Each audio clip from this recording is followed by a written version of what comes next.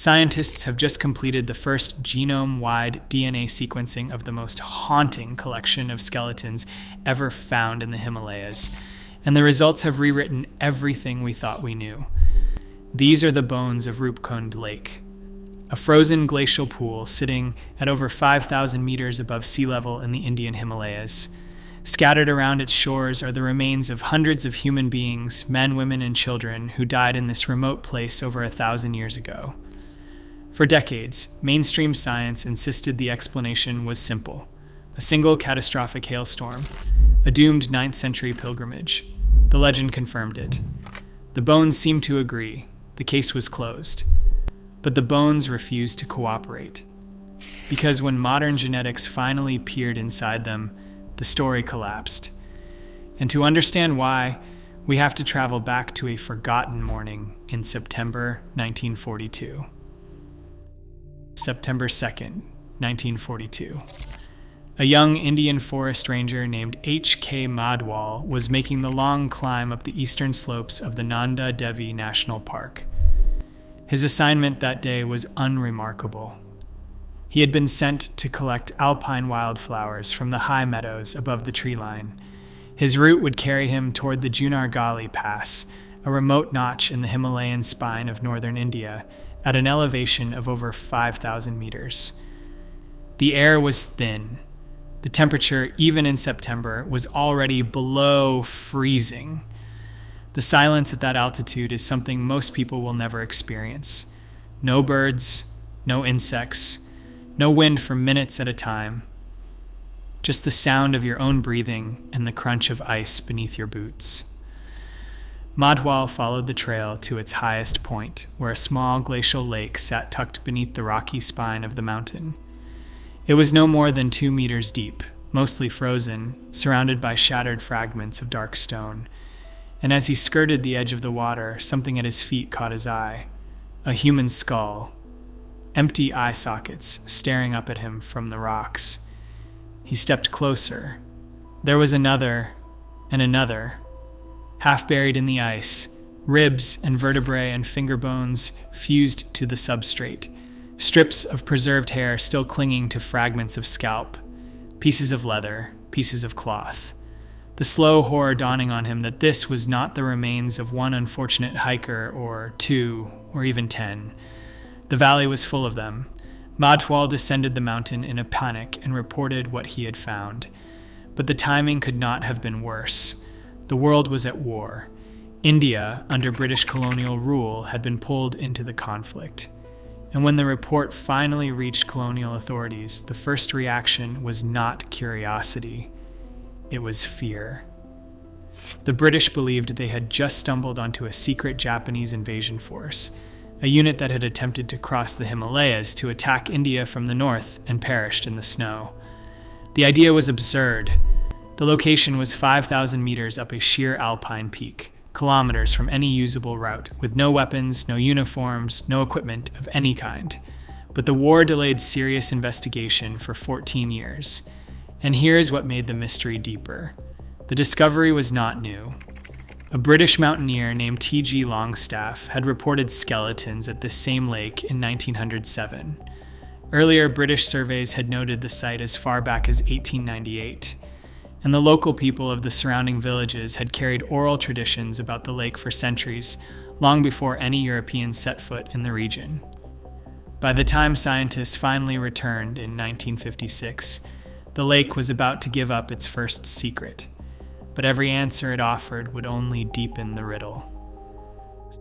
September of 1956. 3 separate research expeditions converged on the lake within a span of 2 weeks. A team from the Anthropological Survey of India, led by Dr. N. Duda Majumdar, a team from Lucknow University, led by D.M. Majumdar, and a third team led by Swami Pranavananda, a respected fellow of the Indian Institute of Science. What they found waiting for them at the thawed edge of the water was unlike anything in Indian archaeology. The valley was a graveyard, bones in every direction, some half submerged in the shallow water, some scattered across the slopes, some still wearing the tattered remains of clothing, others fused to dried strips of flesh and hair. The early estimates ranged from 300 to as many as 800 individuals, and the demographics were strange from the start. These were not soldiers. These were not hunters. These were men, women, and children. The full range of human ages, all dying in the same remote alpine basin. The artifacts they recovered were just as puzzling. Leather sandals, fragments of wood that may have once been musical instruments, glass beads, seashell beads, the broken remains of parasols made from bamboo and birch bark, and one single iron spearhead. That was it. One weapon, among hundreds of bodies. The bones themselves were disarticulated, scattered. Almost nothing was found in its original burial position. The terrain was prone to rock slides and avalanches which had shifted the remains over the centuries. Reassembling a single complete skeleton was nearly impossible.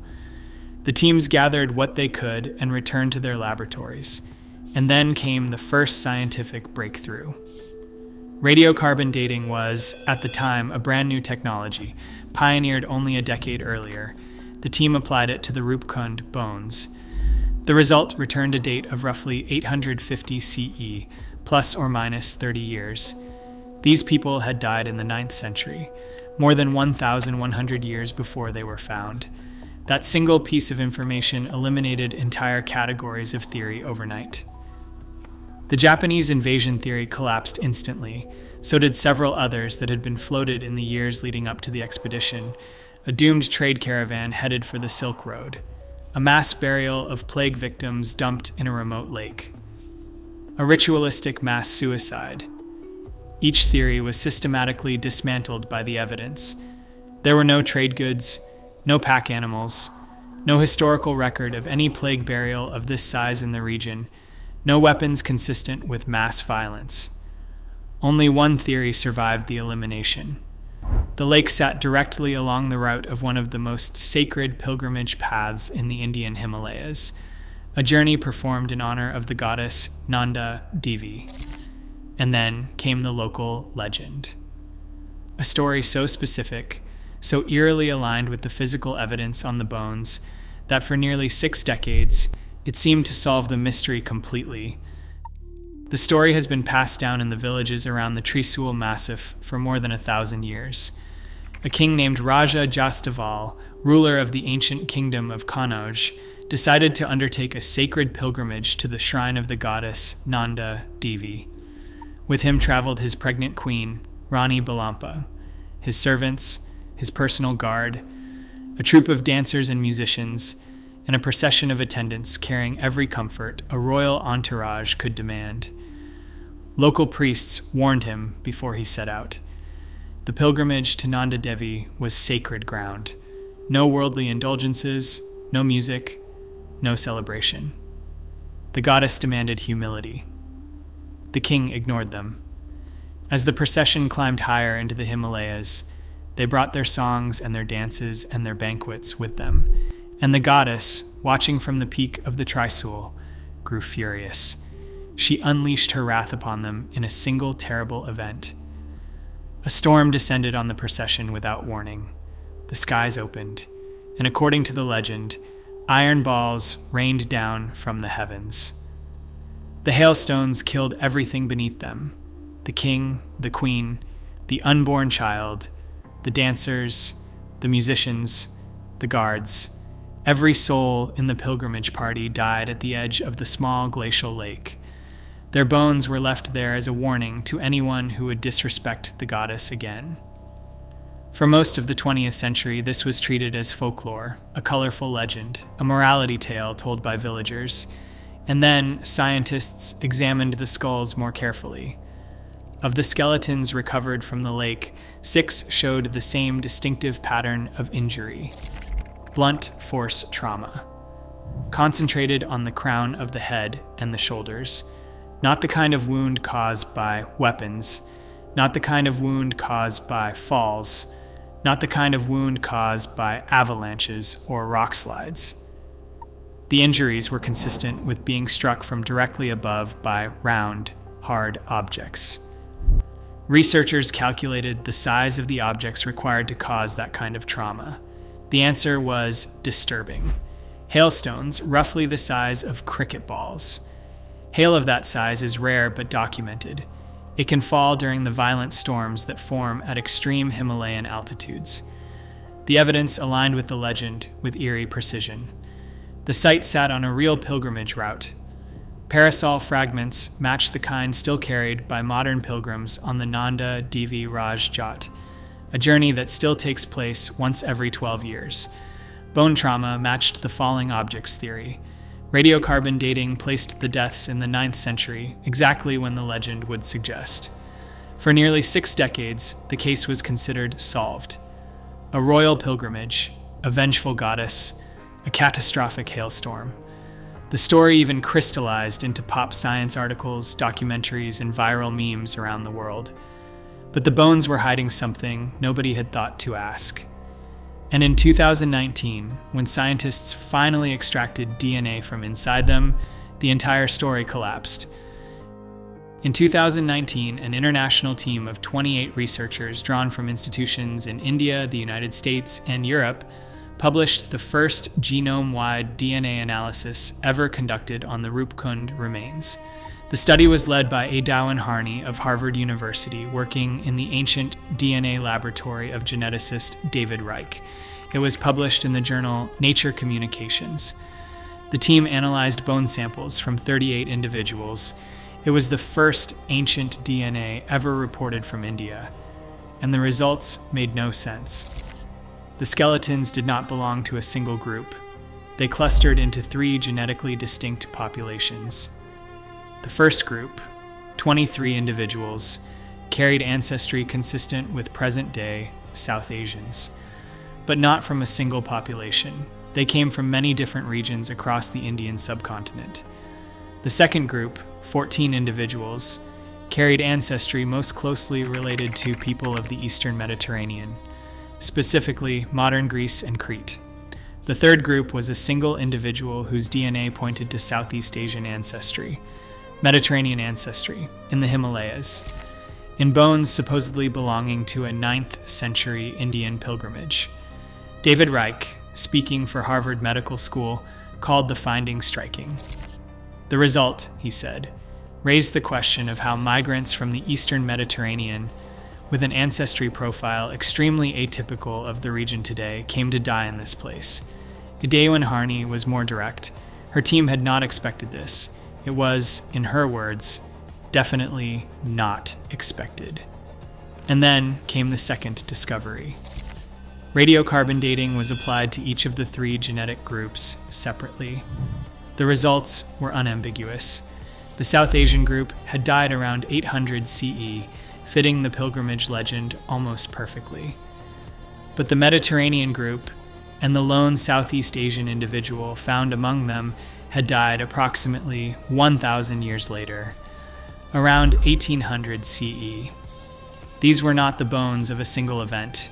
These were not the victims of one terrible hailstorm. The lake had collected its dead across at least 2 separate catastrophes, separated by a full millennium. To confirm the finding, the team also analyzed stable isotopes preserved in the bone collagen. Isotope signatures reveal what a person had been eating during roughly the last 10 to 20 years of life. The 2 groups had completely different diets. The 800 CE group consumed millet-heavy diets typical of inland South Asia. The 1800 CE group had eaten wheat, barley, and rice, a diet consistent with Mediterranean populations. 2 groups, different ancestries, different centuries, different foods, the same patch of frozen ground. If the 9th century group can be explained by the pilgrimage legend and the evidence suggests it largely can, then the real mystery shifts to the second group. Because 200 years ago, no group of Mediterranean people had any business standing at a remote glacial lake in the Indian Himalayas, and to this day, nobody can fully explain how they got there. 14 individuals of Mediterranean ancestry, 1 Southeast Asian, all dying at the same remote Himalayan lake at the same time, around the year 1800. To grasp how strange this is, consider the world they came from. In 1800, the regions matching their ancestry, Greece, Crete, parts of the eastern Mediterranean, were under Ottoman control. The Indian subcontinent was a patchwork of declining Mughal power and the rising military presence of the British East India Company. International travel was documented obsessively. Missionary records, colonial dispatches, trade ledgers, ship manifests, diplomatic correspondence. An expedition involving more than a dozen Mediterranean foreigners dying in the Indian Himalayas would have generated paperwork, letters home that never arrived, inquiries from worried families, diplomatic notes between empires. None of it exists. There is no historical record anywhere of a group of Mediterranean travelers perishing in the Indian Himalayas around 1800. None. The DNA analysis revealed something else. These 14 individuals were not related to one another. They were not a single family group. They were not a single bloodline. They were unrelated people of similar ancestry, dying together in one place at one time. The isotope evidence added another twist. Their bone collagen showed no markers of seafood consumption. None. These were not people who had recently arrived from a Mediterranean coastline. They had been living inland for at least the last 10 to 20 years of their lives, eating wheat, barley, and rice. They were not fresh travelers. They were established somewhere on the subcontinent or somewhere along an inland trade route before they died. So who were they? The leading naturalistic theory is that they were caught by a sudden Himalayan storm and froze to death. The weather at over 5,000 meters can change in a matter of minutes. The temperature can drop dramatically without warning. A group unprepared for the environment could perish together in a single night. Freezing leaves no signature on bone. The theory is plausible, but it does not answer the deeper question. Why were they there? William Sachs, head of the anthropology department at Heidelberg University and a leading expert on the Nanda Devi pilgrimage, rejected the idea that these were Mediterranean pilgrims who had joined the Raj Jat. The scenario, he stated, would not make any sense given the cultural and religious specifics of the journey. A 2023 follow-up study, modestly titled A Short Note, examined 27 additional skeletal samples recovered between 2004 and 2007. The researchers found signs of anemia and nutritional stress in several individuals. But they did not solve the larger mystery, and they raised a quieter, more disturbing observation. The total number of skeletons remaining at the lake had dropped to roughly 200, down from the original estimates of 300 to 800. Something was happening at Roopkund Lake. The evidence itself was disappearing, and what was being lost may have contained the answers we needed most. Roopkund Lake is no longer a secret. Over the past 2 decades, the site has become a viral phenomenon, featured in travel blogs, listicles, documentaries, social media posts, and YouTube videos around the world. The combination of stunning Himalayan scenery and hundreds of visible human skeletons has turned it into one of the most photographed archaeological sites in India. Trekking companies now run organized expeditions to the lake. Anyone with money, equipment, and decent boots can complete the 5-day hike from the nearest town, and once they arrive, they can stand among the bones. This is where the mystery enters its most quiet and most permanent phase of destruction. Tourists rearrange the bones. They stack skulls into pyramids for photographs. They pose rib cages on rocks. They pile femurs in artistic shapes. Some carry pieces back home as souvenirs. The damage may seem small. It is not. Archaeology is built on a single concept called context. The position of an artifact, where it was found, what was next to it, how it was oriented, is often more valuable than the object itself. A skeleton huddled beneath a rock outcrop tells a story about shelter seeking, about the direction of the storm, about which way the person was facing when they died. A skull moved into a tourist photograph tells us nothing. Archaeologists estimate that an artifact, removed from its original location, loses roughly 90% of its informational value. At Roopkund, the loss is now systemic. The The skeleton count itself reflects the damage. Initial estimates in the 1950s placed the population of the dead between 300 and 800 individuals. The 2023 study counted closer to 200, hundreds of skeletons, gone. Not to time, not to weather, to people. Climate is making the situation worse. Rapid glacial melt at high Himalayan altitudes is exposing remains that were preserved for centuries beneath the ice. Bones that stayed frozen for over 1,000 years are now thawing, drying, and decaying faster than science can study them. Only a fraction of the recovered remains have undergone DNA sequencing. The 2019 study analyzed 38 individuals. The 2023 study added another 27. That is roughly 65 skeletons out of hundreds. The vast majority of remains held in Indian museum collections have never been genetically tested, never isotope analyzed, never scanned at high resolution. Many of them sit in storage cabinets, exactly as they were collected decades ago, waiting for a generation of scientists who may never get to them in time. Researchers now find themselves in a strange and quiet race against tourism, against climate change, against the slow physical erasure of one of the most extraordinary archaeological sites on Earth. Every year, the lake reveals a little less. Every year, more bones disappear. Which leaves us with one final, uncomfortable question.